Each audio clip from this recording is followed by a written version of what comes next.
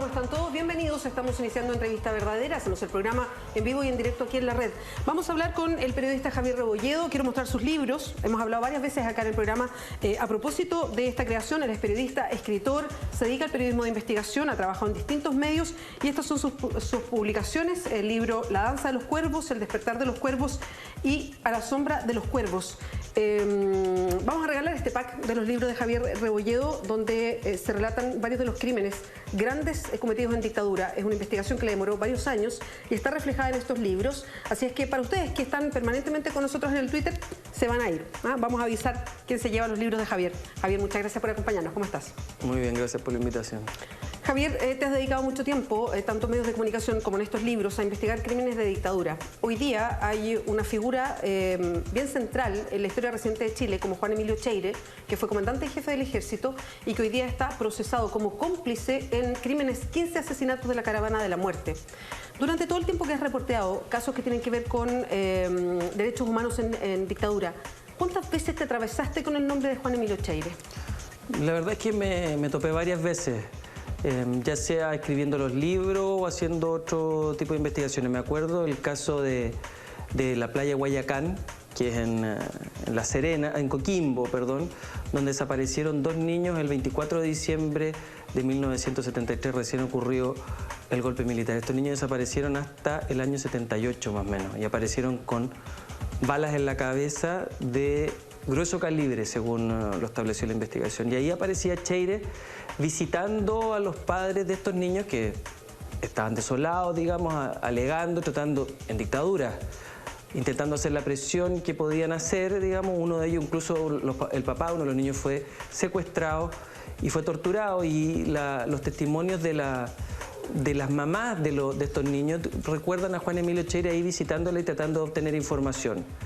Yo en ese tiempo no sabía, yo te diría que no se había dilucidado todavía la labor de este caballero, el hecho de que fuera el jefe del departamento segundo, o el segundo jefe, perdón, en estricto rigor del departamento y subrogante del departamento segundo de inteligencia, que es el departamento que a lo largo de todo Chile llevó a cabo las detenciones y el control de los detenidos y también las torturas. Ahí estaba él, digamos, alojado en el corazón del régimen. Entonces, esta vez fue la primera vez que se me apareció. Ya después, con más tiempo. ¿Qué año aproximadamente de cuando tú seguiste ese relato o esa historia? La historia de Guayacán fue cuando yo quería escribir historias sobre personas que hubieran hecho la resistencia, digamos, particularmente. ¿Ya? Un libro que no terminé o que todavía no se ha terminado, no sé si no lo voy a terminar, pero esto fue el 2014. Ya. Esto fue el año 2014. Antes ya había escuchado la historia del caso Lechlerman. Sí. Que lo vimos, digamos, el rol de Cheire ahí, al parecer recibiendo a este niño. Bien, digamos, de alguna manera bien, recibiendo a este niño y entregándolo a un convento. De todas formas, sin denunciar el delito o sin una objeción de conciencia que uno entiende que puede existir dentro del ejército.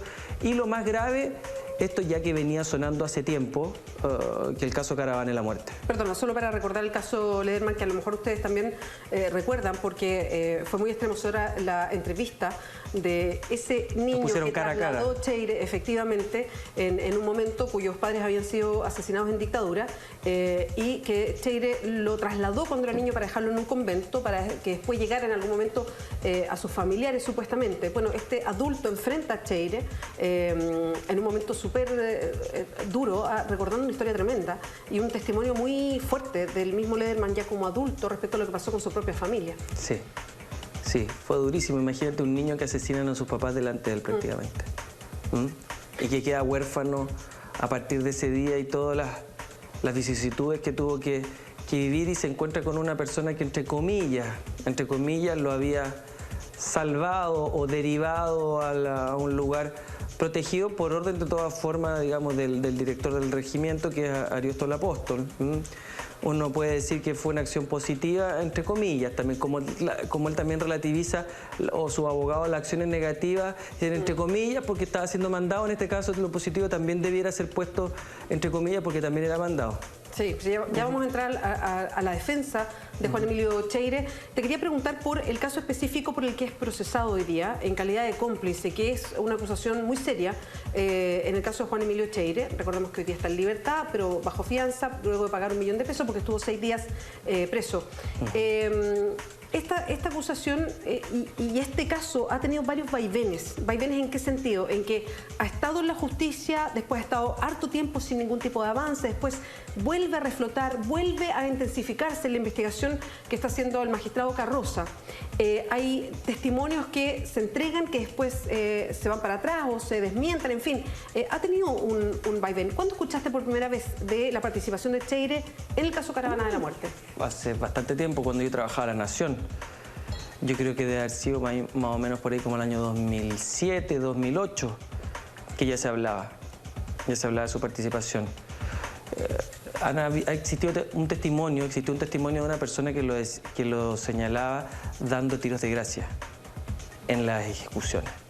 Posteriormente, eso lo refería, digamos, directamente como autor material del crimen, y ahí se enfrenta a otro tipo de condenas, pero lamentablemente esta persona se desdijo. Digo que, ¿por qué lamentablemente? No porque sea, digamos, bueno, porque uno quiera que Juan Emilio Cheire, digamos, tenga que cumplir ese tipo de pena, sino que por la causa, digamos, por la causa que se haya desdicho el testigo y tuvo que prescindir de esa información el ministro Carroza. Los otros elementos lo refieren en calidad de cómplice, y yo creo que está más o menos acreditado eso con los testimonios que hoy día existen, desde una señora que lo vio ahí, digamos, tomando la lista y nombrando a los detenidos, hasta otros militares, el propio Aristóteles Apóstol, que dice que escucharon desde el patio cómo se ejecutaba a las personas. Entonces, bueno, y varios testimonios más. Después el bando militar también, que el mismo Cheire elaboró para que se distribuyera en los medios de comunicación, y dentro de eso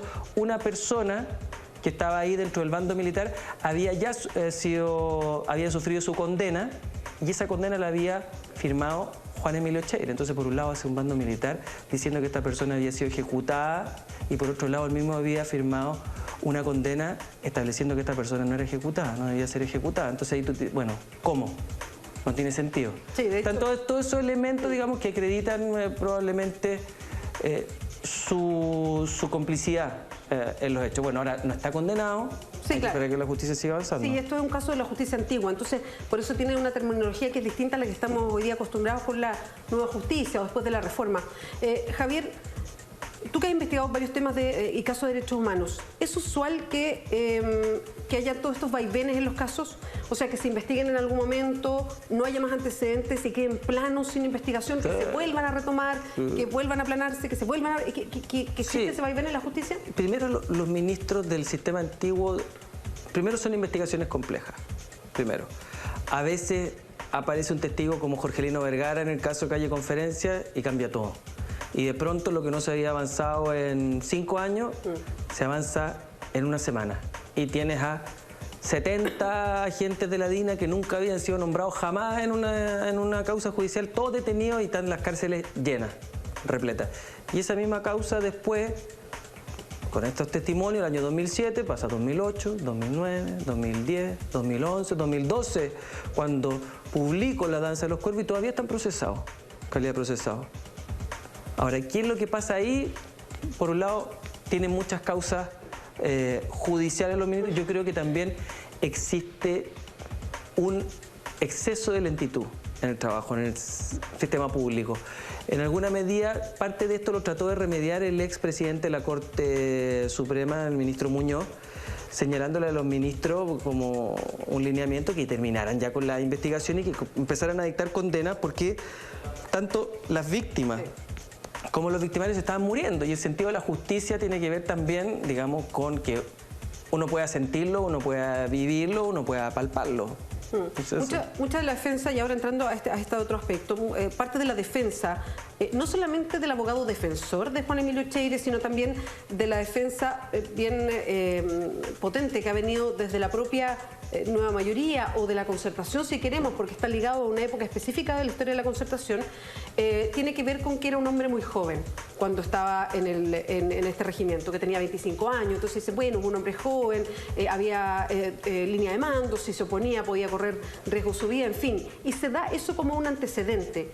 Según los casos que has visto de derechos humanos, ¿eso es atendible, la juventud de Juan Emilio Echeire? Mira, probablemente no es el más malo de los malos, ni tampoco es un santo. Probablemente tenía presiones, evidentemente, sabemos el momento histórico que se está viviendo, pero tampoco, del otro lado, decir que no tenía ninguna posibilidad. Aquí hubo gente, militares y miembros de las Fuerzas Armadas, que fueron asesinados por mantener sus convicciones. Hubo gente que manifestó, también militares, su oposición a ciertas órdenes que les parecían éticamente reprochables. Hubo gente que pidió la baja en el momento. Hubo gente que fue más estratégica y la pidió tiempo después también. Entonces, existe, y este caballero estuvo dentro del ejército y desde dentro del ejército, digamos, durante todo el tiempo, crímenes que no denunció, sino que fue requerido por la justicia para dar cuenta de estas situaciones que sabía y que había muchas personas que estaban sufriendo, digamos, el no conocer ese tipo de antecedentes. Entonces, yo creo que, como te digo, este tema, el tema de la debida obediencia o de la libertad o no de decidir, es un tema que se ha discutido largamente. Y yo creo que uno siempre llega a lo mismo. Hay una parte que es cierta, que las instituciones pesan, pero hay otra parte que no podemos olvidar, es que ojalá uno modelara las instituciones para que no lo terminaran mandando a uno, ¿cierto? Y que las instituciones están compuestas por personas, por seres humanos, y son las personas que de alguna manera demuestran esa diferencia, las personas que hacen la diferencia y que hacen que las instituciones sean respetables. En este caso, lo que te puedo decir es que Juan Emilio Echeire, para mí, no hizo ninguna diferencia. Ninguna diferencia positiva, por lo menos. Javier, en el caso de Juan Emilio Echeire, y quiero que lo compares con otros casos que has investigado, estamos hablando de una persona que, lo voy a plantear así, toma un estatus distinto. Uno, llegó a ser comandante jefe del ejército, y dos, se le considera un hombre demócrata, un hombre que jugó un rol en la historia reciente, que habló de un nunca más desde la comandancia jefe del ejército, que pidió perdón por lo que había pasado. Entonces se le considera como una figura, una especie de símbolo de lo que pasó en los últimos, cuando ya habíamos recuperado la democracia, para el ejército, que había un antes y un después de Echeire.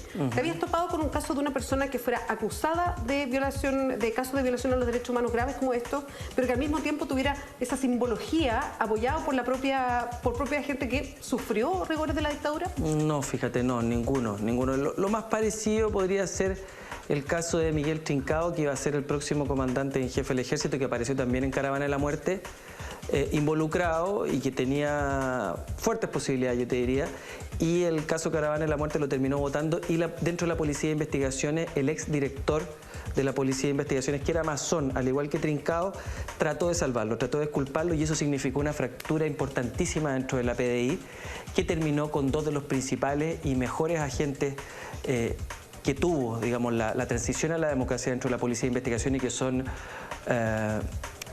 el subcomisario en ese momento, Lizama y Gaete, ellos dos, salir, uno ser destinado a Punta Arena y el otro también a una sección austral, lejísimo, digamos.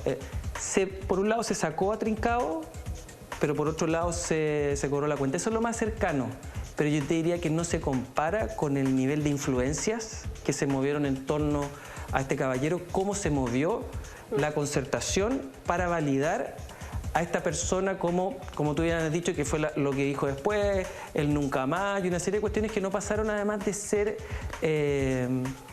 no pasó de ser una frase individual, de una persona individual, porque tampoco vamos a decir que el ejército cambió de ahí para adelante, o la unidad de inteligencia empezó a entregar la información que tenían respecto de causas de derechos humanos.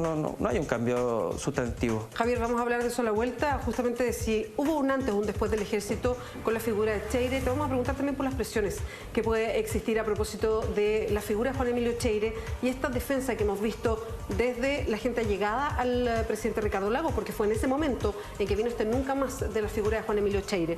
Les recuerdo a todos que estamos regalando los 3 libros de Javier Rebolledo con su investigación La danza de los cuervos, El despertar de los cuervos y A la sombra de los cuervos. Por Twitter les vamos a decir quién es el ganador del pack de los 3 libros de Javier. Espérenos, hacemos una pausa y volvemos a la conversación.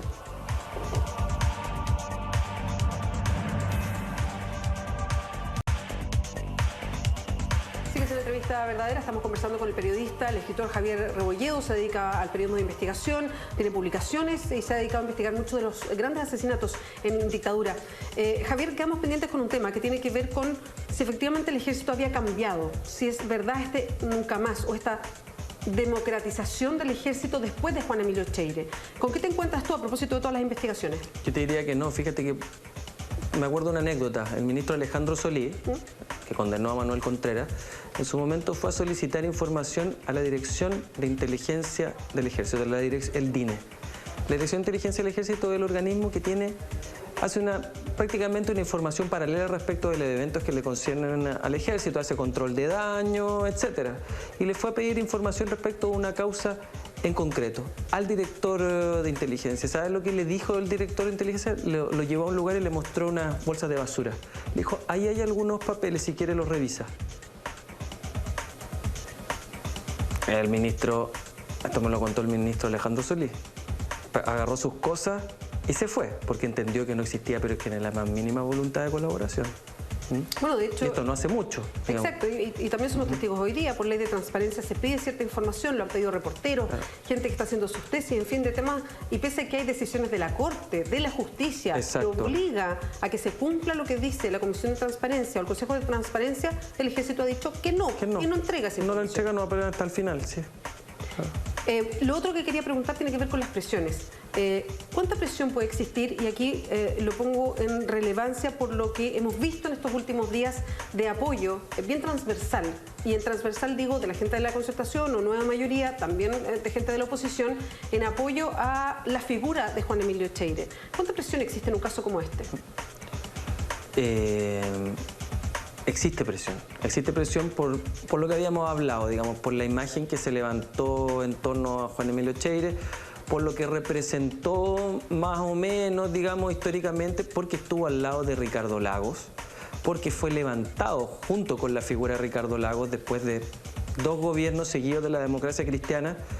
Era difícil, estaba el fantasma del socialismo, de toda la campaña que se hizo en su momento, porque va a volver un nuevo Allende y toda esta situación. Entonces era importante que tuviera un general ahí al lado, que lo apoyara y que tuviera una postura. Entonces se hicieron mutuos favores.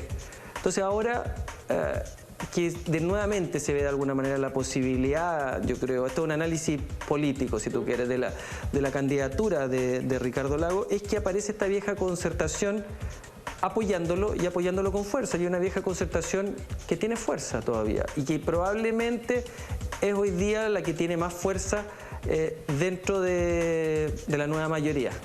Entonces, ¿hubo presiones?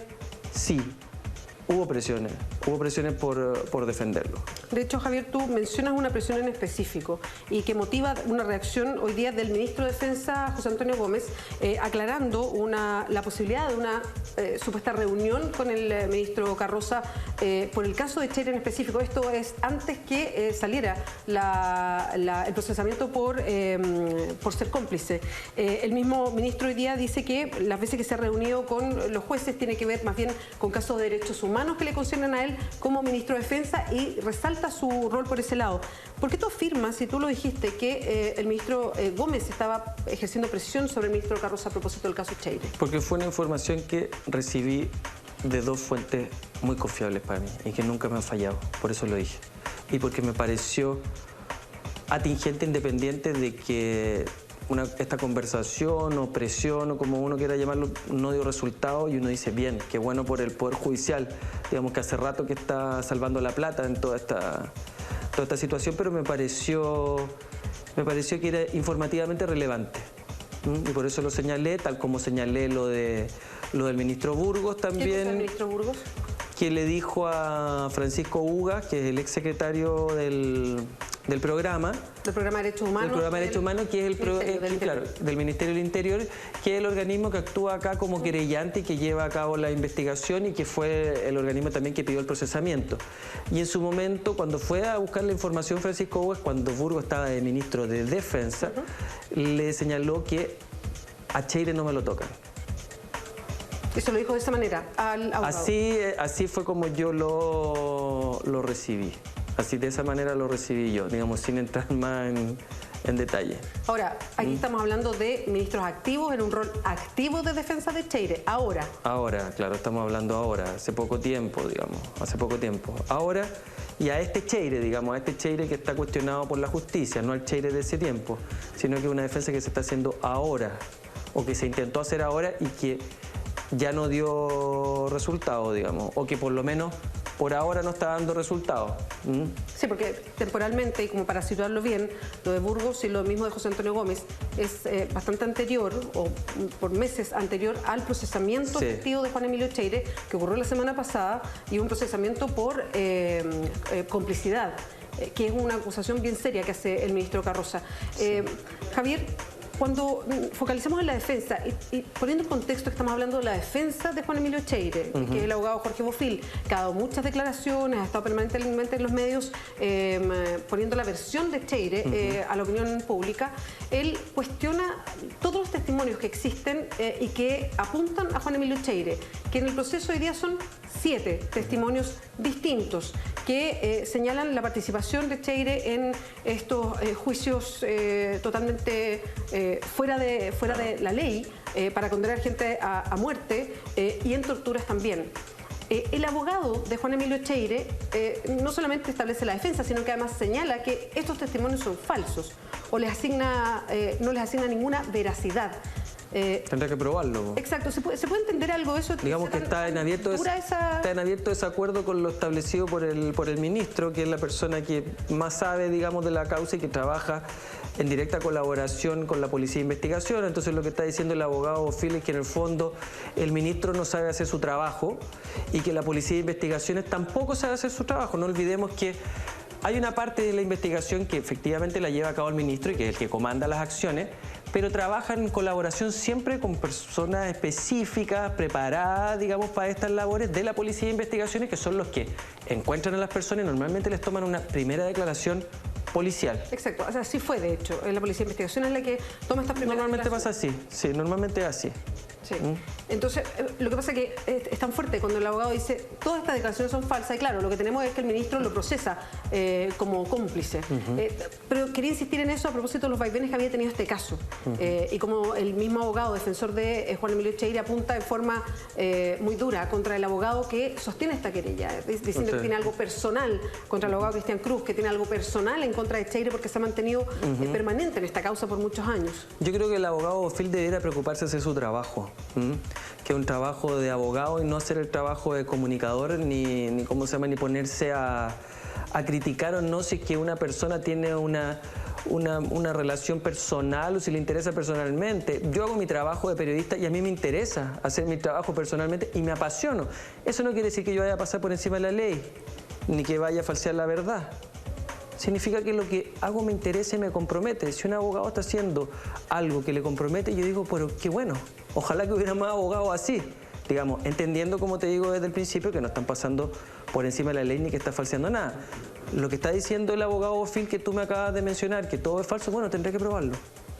Por último, Javier, ¿cuánto se demoran, y esto por la experiencia que tienes en el reporteo, cuánto se demoran casos como este? ¿Hay procesamientos hoy día y de aquí a que pueda haber condena, a seguir con esta investigación abierta? Se puede demorar mucho. ¿Puede pasar? Se puede demorar mucho, se puede tomar 3 años más, tranquilamente, para que haya condena en primera instancia. Después, esto normalmente va a ser apelado, la condena en primera instancia.